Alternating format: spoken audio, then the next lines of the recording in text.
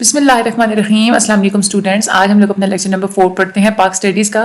سر سید احمد خان اور ان کی ہم لوگ کنٹریبیوشنس کے بارے میں پڑھیں گے. کچھ ہم نے پچھلے لیسن میں بھی پڑھا تھا, کچھ ہم لوگ اس لیسن میں پڑھتے ہیں.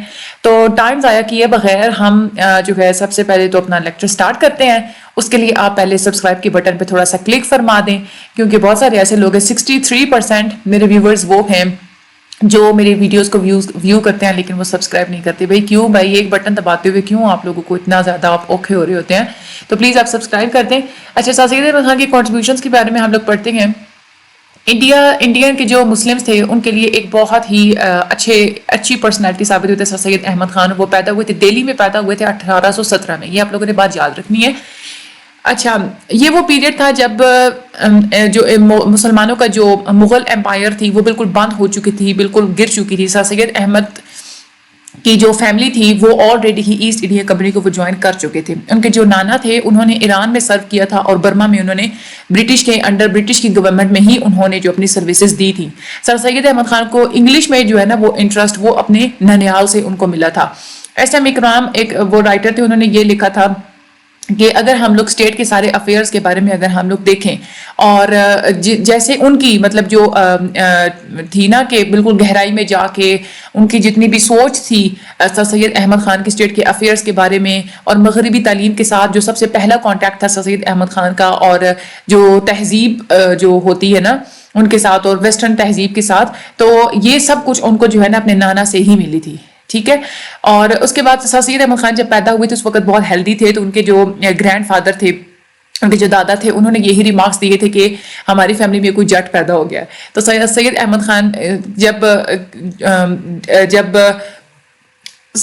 ان کی جب ڈیتھ ہو گئی تھی تو سر سید احمد خان نے پھر ایز اے ہیڈ کلرک 1839 میں برٹش کو انہوں نے جوائن کیا تھا. ان کے جب بھائی کی ڈیتھ ہوئی تھی تو اس کی وجہ سے پھر بعد میں سر سید احمد خان بہت ہی ایک ٹراما سے گزرے تھے. پھر وہ لائف میں بہت زیادہ سیریس ہو گئے تھے, انرجیٹک ہو گئے تھے زندگی کی مشکلات کو بہادری سے سامنا کرنے کے لیے.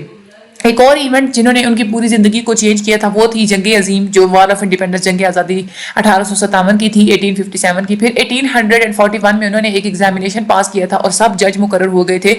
پھر وار آف انڈیپینڈنس جب ختم ہو رہی تھی تو اس وقت انہوں نے ڈیوٹیز جو ہے وہ دی تھی ایز اے سب جج. بجنار میں انہوں نے جو ہے وہ ڈیوٹیز دی تھیں. انہوں نے ایک مختلف قسم کے تعلیمی انسٹیٹیوشنز بھی انہوں نے بنائے تھے, اور علی گڑھ میں جب وہ آئے تھے تو وہ ایک نئی ایسپائریشنز لے کے آئے تھے کہ انہوں نے برصغیر کے جو ڈپریسڈ مسلمان ہیں ان کے لیے انہوں نے کام کرنا ہے. انہوں نے اپنی پوری زندگی اسی مقصد کے لیے وقف کر دی کہ مسلمانوں کو ہم نے جو انگریز ہیں, جو برٹش ہیں, ہم نے ان کو جو ہے نا وہ قریب کرنا ہے. مارچ 27 1898 میں ان کی ڈیتھ ہوئی تھی اور وہ علی گڑھ میں ہی دفن ہے.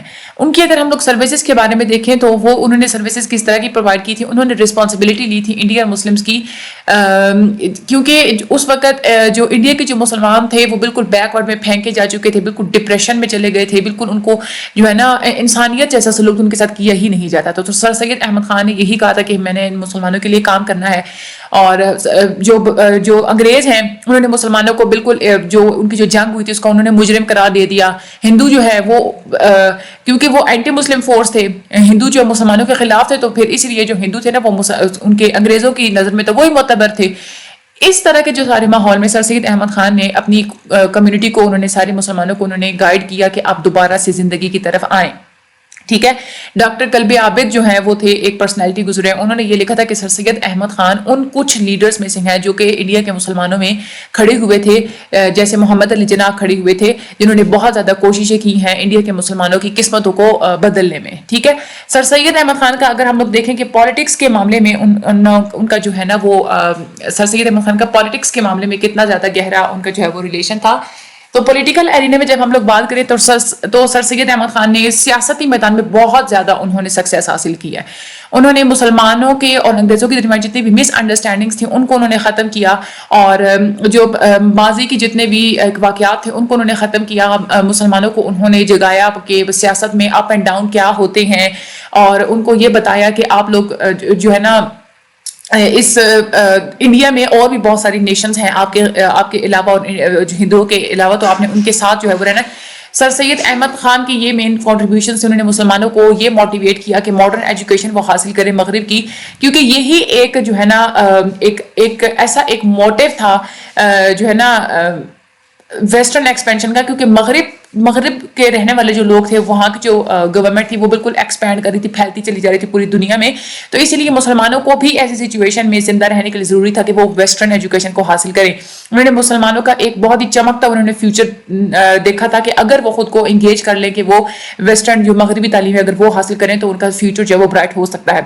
سر سید احمد خان نے برٹش کا بھی کانفیڈنس انہوں نے جیتا تھا اور ایک بہت دلی تعلقات ان کے ساتھ بنائے تھے کہ وار آف انڈیپینڈنس میں انہوں نے ان کی بہت ساری زندگیاں جو ہیں وہ بچائی تھیں برٹش کی. انہوں نے اس ریلیشن شپ کو، ان کا جو انگریزوں کے ساتھ جو ریلیشن شپ تھا، اس ریلیشن شپ کو انہوں نے مسلمانوں کے مفاد کے لیے، مسلمانوں کی بھلائی کے لیے انہوں نے یوز کیا. یہ ایک ایسی سچویشن تھی کیونکہ اس وقت جو گورنمنٹ تھی انہوں نے پوری جتنی بھی وار کا جو جرائم ہوتے ہیں جو سارے وہ سارے کے سارے انہوں نے مسلمانوں کے شولڈرز پر ہی ڈال دیے تھے اس گورنمنٹ نے، اور ان کو ہر زندگی کے ہر پہلو میں ان کو انہوں نے تنگ کرنے کی کوشش کی تھی.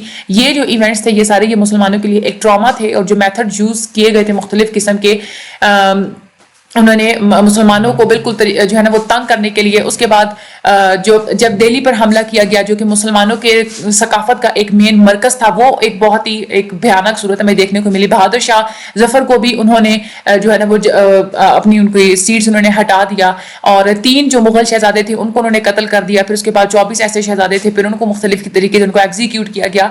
تو ایک بالکل ایک جیسے خون کا دریا ہوتا ہے، خون کی ندیاں بہائی جاتی ہیں. یہ بہت سارے ایسے مسلمان تھے جن کو جو ہے نا وہ ان کو جو ہے نا وہ شوٹ کیا گیا، اور ان کی جو ڈیڈ باڈیز ہوتی تھی وہ جو ہے نا ریور جمنا میں پھینکی جانے لگی تھی. سارے کے سارے جتنے بھی جو مسلمان تھے ان کو ان کی زمینوں سے، ان کے پراپرٹی سے، ان کے روزگار سے بالکل بے دخل کر دیا گیا تھا، جس سے مسلمان جو تھے وہ انڈیا میں بالکل ایک تیسرے شہری بن کے رہ گئے تھے. ان ساری چیزوں کی وجہ سے مسلمانوں کے اندر ایک انتقام والے جذبات کریٹ ہونے شروع ہو گئے تھے کہ وہ یہ کہتے تھے کہ ہم نے جو ہے نا وہ برٹش کو، ان کے کلچر کو، ان کی سیویلائزیشن کو ہم نے نقصان پہنچانا ہے. لیکن سر سید احمد خان کا یہ ویو تھا کہ جو برٹش ہے نا وہ ایک سیویلائز، ایک ایجوکیٹڈ انسان ہے، وہ عقل مند ہے، ڈسپلن نیشن ہے وہ، اور انہوں نے پوری انڈیا کے اوپر قبضہ کیا ہوا ہے. کیوں کیسے قبضہ کر لی؟ کیونکہ ان کی جنگ کی جو اسٹریٹجی ہے وہ بالکل نیو تھی. ان کے پاس ماڈرن ایجوکیشن ہے، ٹھیک ہے، اور وہ اتنی زیادہ ان کی نیو اسٹریٹجی اور ماڈرن ہے ان کی، جیسے کہ ہر چیز اور ٹیکنالوجی وغیرہ.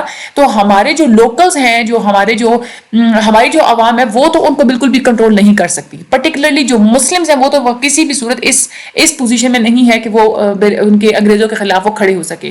یہاں پہ پھر مسلمانوں کو انہوں نے کہا تھا کہ مسلمانوں کو چاہیے کہ وہ پہلے خود کو شیپ آؤٹ کریں according to the pace of time, وقت کی ضرورت کے حساب سے خود کو پہلے وہ ٹرین کریں تاکہ زیادہ جو ہے نا نقصان سے وہ بچ سکیں. سر سید احمد خان نے اس کے بعد ایک اور لویل محمدنز آف انڈیا اور رسالہ اصحاب بغاوت ہند بھی لکھے تھا، جو ہم نے پچھلے لیکچر میں بھی یہ دونوں نیمز پڑھے ہیں. ان دونوں جو ہے نا وہ رسالوں نے، ان کی جو رائٹنگز ہے بہت زیادہ ہیلپ آؤٹ کیا ہے کہ دونوں نیشنز کو، دونوں ہی قوموں کو سمجھنا چاہیے ایک دوسرے کے دکھوں کو. اور 1885 میں انڈین نیشنل کانگریس جب بنی تھی تو سر سید احمد خان نے مسلمانوں کو یہ وارننگ دی تھی کہ ہندوؤں کی خواہشات کیا کیا ہو سکتی ہیں، یا ان کے کیا جو ہے نا وہ ہو سکتے ہیں مفادات وغیرہ، اس کے بارے میں انہوں نے بتایا تھا. ایک اور فیکٹر جس سے انہوں نے مسلمانوں کو یہ بھی کہا تھا کہ آپ فی الحال پالیٹکس سے بالکل دور رہیں، کیونکہ اگر آپ لوگ پالیٹکس میں آتے ہیں تو اس سے جو وہاں پہ جو آلریڈی جو پہلے حکومت کر رہی ہے جو نیشن، ان کے ساتھ آپ کی فرکشن ہوگی، ان کے ساتھ لڑائی ہوگی، وہ مسلمانوں کو مزید تنگ کریں گے. اور کیونکہ مسلمان ابھی فی الحال جو ہے وہ اس چیز کا جو ہے نا سارا مقابلہ کرنے کے لیے تیار نہیں ہے، تو مسلمان جو ہے وہ بالکل ختم ہو کے رہ جائیں گے. پھر اس کے بعد اردو اور ہندی کا تنازع شروع ہو گیا. اردو ایک کامن لینگویج تھی، سارے کے سارے انڈینز اس کو جو ہے نا وہ بولتے تھے، چاہے کسی بھی علاقے سے تعلق ہو، کسی بھی مذہب سے تعلق ہو، سارے کے سارے اردو ہی بولتے تھے. لیکن 1867 میں 1867 میں جو بنارس کے رہنے والے جو ہندو تھے، انہوں نے ایک مہم شروع کر دی تھی کہ اردو کو ریپلیس کر دیا جائے اور ہندی کو اس کی جگہ دے دی جائے، ٹھیک ہے.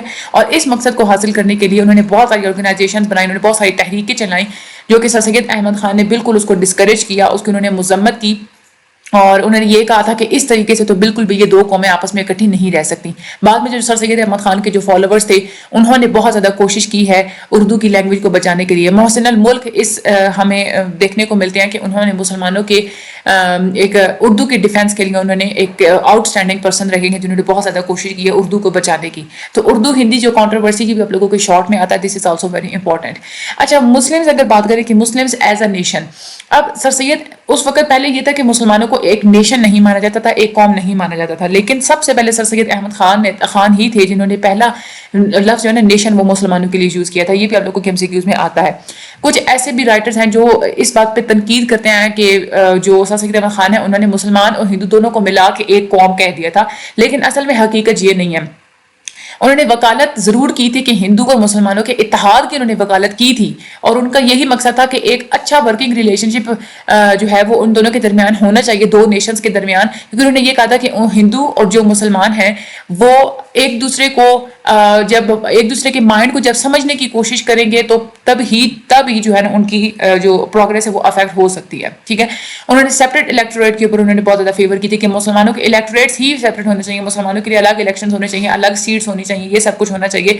1883 میں انہوں نے یہ کہا تھا کہ جو میجورٹی ہے وہ کبھی بھی مائنورٹی کے انٹرسٹ کو کھا نہیں سکتی، ٹھیک ہے، اس کو دبا نہیں سکتی، انہوں نے یہ کہا تھا. پھر اس کے بعد یونائٹڈ انڈین پیٹریوٹک ایسوسیشن 1888 میں انہوں نے ایک پیٹریوٹک ایسوسیشن بھی بنائی تھی تاکہ جو کانگریس نے جو پروپیگنڈا چلایا ہے اس کے خلاف کام کیا جا سکے.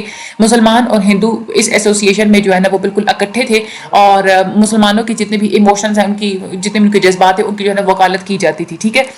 اس کے بعد محمدن ڈیفنس ایسوسیشن بنی دسمبر 1893 میں. سر سید احمد خان نے یہ ایسوسیشن بنائی تھی. اس کا مین پرپس یہی تھا کہ مسلمانوں کے مذہبی اور جو سماجی اور ان کے جو سیاستی جو ان کے جو حقوق ہیں ان کو پروٹیکٹ، ان کو جو ہے نا محفوظ کیا جا سکے. سر سید احمد خان بہت ہی گریٹ ایک پرسنالٹی تھے، بیکاز انہوں نے بہت زیادہ کنٹریبیوٹ کیا ہے اس مسلمانوں کی مسلمان جو کوشش کر رہے تھے نا اپنی آئیڈینٹی، اپنی پہچان کو بچانے کے لیے، اس میں انہوں نے بہت زیادہ کنٹریبیوٹ کیا ہے. اس کے بعد اوٹو وان بسمارک، انہوں نے یہ بھی ایک انگریز تھے، انہوں نے سرو کیا تھا جرمنی کے جو قوم ہے ان کو اپنی گورنمنٹ سورسز کے مطابق، لیکن سر سید احمد خان نے یہی ورک اس ساری چیز کے بغیر ہی کیا تھا، کیونکہ انہوں نے کیا کیا تھا کہ اوٹو وان بسمارک جو تھے انہوں نے اپنی جرمنی کے نیشن کے لیے انہوں نے کام کیا تھا، لیکن گورنمنٹ کی ہیلپ لے کر کیا تھا. لیکن سر سید احمد خان نے گورنمنٹ کی ہیلپ کے خلاف، ایسی چیزوں کے خلاف ہی خود اکیلے ہی یہ سارا کام کیا تھا. اس کے بعد خالد بن سعید، انہوں نے وہ بھی یہ کہتے ہیں کہ سر سید کو بہت زیادہ ہمیں جو ہے نا وہ سر سید احمد خان کو بہت زیادہ ٹریبیوٹ بھی پیش کیے گئے ہیں، پرٹیکولرلی جو انہوں نے مسلمانوں کو ماڈرن ایجوکیشن کی طرف وہ لے کے آئے تھے.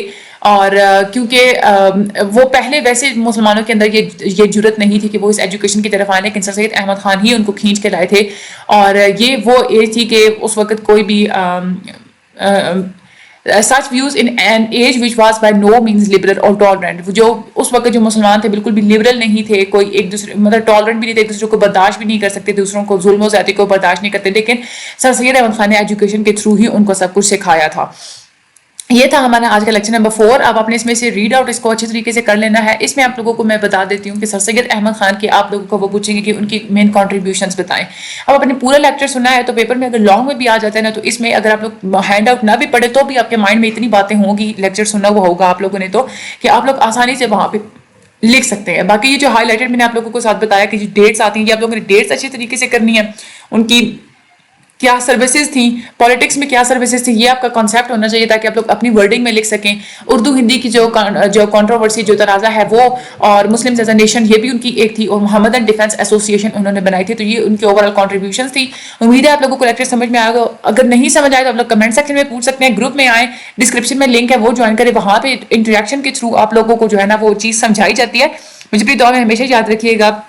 اللہ تعالیٰ آپ لوگوں کی مدد فرمائے. Thank you so much and اللہ حافظ.